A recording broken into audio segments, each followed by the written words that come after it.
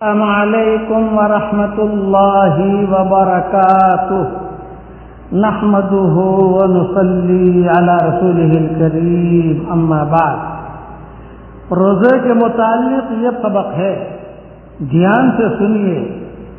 مشائخ نے روزے کے آداب میں 6 امور تحریر فرمائے ہیں۔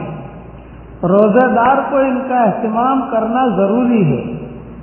6 امور میں ایک ایک کر کے گناؤں گا انشاءاللہ، لیکن 2-3 دن لگیں گے اس میں، اس لیے دھیان سے سنیے۔ سب سے پہلا روزے کا عادت یہ ہے نگاہ کی حفاظت۔ کسی بے محل جگہ پر نگاہ نہ پڑے۔ حتیٰ کہ علماء نے لکھا ہے کہ جو اپنی حور ہے نا، جو ہماری جو بیوی ہے، بیوی پر بھی شہوت کی نگاہ نہ پڑے، پھر اجنبی کا کیا ذکر ہے۔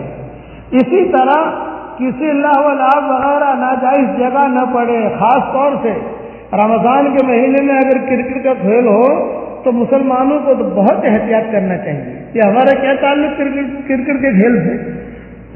اسی طریقے سے یہ فیس بک پر بیٹھنا رمضان کے مہینے میں، اور اسی طریقے سے یہ موبائل کو لے کر جو ہے ہر وقت جو ہے واٹس ایپ ادھر ادھر کی باتیں بھیجنا رمضان کے مہینے میں، غلط غلط تصویریں دیکھنا، یہ ساری کی ساری چیزیں اس میں شامل ہے۔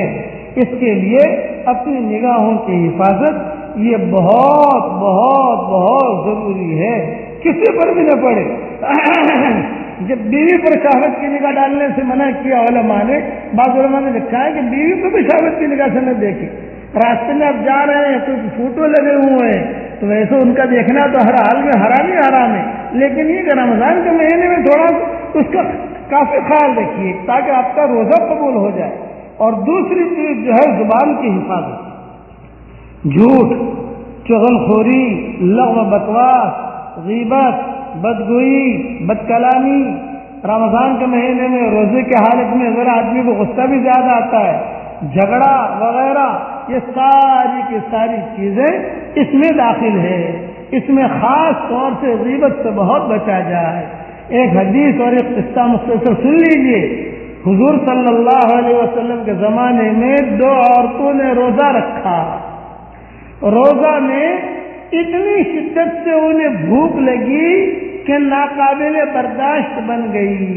موت کا وقت قریب آ گیا۔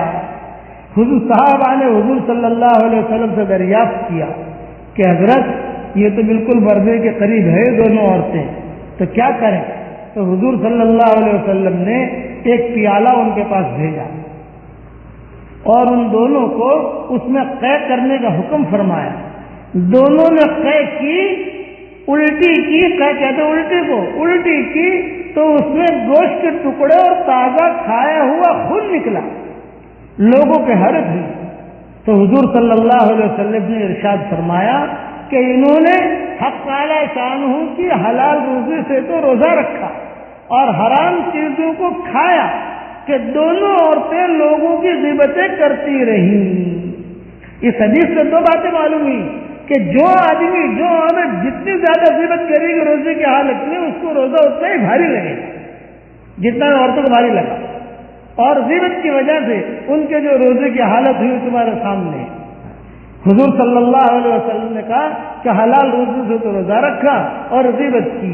یہ غیبت میں مرد بھی آگے نہیں، یعنی پیچھے نہیں، عورتیں بھی پیچھے نہیں۔ اور اللہ معاف فرمائے، عوام کی بات نہیں، آج تو خواص علماء کے اندر یہ مرض پھیلا ہوا ہے، یہ مرض۔ اور بہت کہتے ہوئے شرم آتی ہے کہ اچھے مجلسوں کے اندر غیبت ہے تو غیبت منع کرو کہ صاحب غیبت ہو رہی، نہ غیبت نہیں ہو رہی ہے، تو میں قصہ بیان کر رہا ہوں، یہ اور بڑا گناہ۔ اس کے لیے یہ بہت اس کا خیال رکھیں۔ غیبت کے بارے میں معراج میں جب حضور صلی اللہ علیہ وسلم تشریف لے گئے تھے تو بڑی وعید ہے۔ چلو معراج کے قصے تو اپنی جگہ ہیں، لیکن قرآن شریف میں اللہ نے فرما دیا لا یغتب بعضکم بعضا ایحب احدکم ان یاکل لحم اخیہ میتا فکرہتموہ واتقوا اللہ ان اللہ تواب الرحیم، کہ کسی کی غیبت مت کرو۔ غیبت کرو گے تو اپنے بھائی کا گویا کہ یعنی اس کا گوشت کھا رہے ہو۔ یعنی تو حضور روزے کے اندر حضور صلی اللہ علیہ وسلم نے خاص طور سے منع کیا۔ اللہ تعالیٰ غیبتوں سے ہم سب کی اللہ حفاظت کرے۔ خواص کو، عوام کو، مردوں کو، عورتوں کو، اور علماء کو، اور مقربین کو، چھوٹوں کو، بڑوں کو اللہ تعالیٰ اس سب سے ہم سب کی حفاظت فرمائے. بقیہ تفصیل کر انشاءاللہ. والسلام علیکم ورحمۃ اللہ وبرکاتہ. وآخر دعوانا ان الحمد للہ رب العالمین.